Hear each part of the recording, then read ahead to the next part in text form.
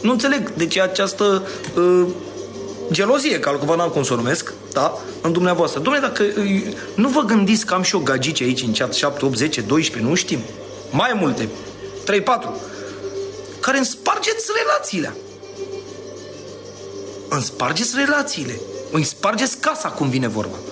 Vreți să vă întâlnim? Ne întâlnim frumos la pupitru acolo, la televiziune, să nu ne vadă nimeni. Vedem și noi o săptămână, două, funcționează relația, există comunicare între noi, avem aceleași hobby-uri. Da, atunci da, doamna Andreea Sava și doamna Cătălina Porumbel.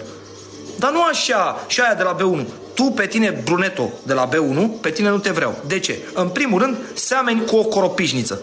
Tu, Maxim, poți fi pusă cu un bold într-un insectar, la o școală generală, să vadă și copiii ce e aia o răgace. Atât. Nu te vreau pe tine. Ești rău de tot. Ce să zic? Atât.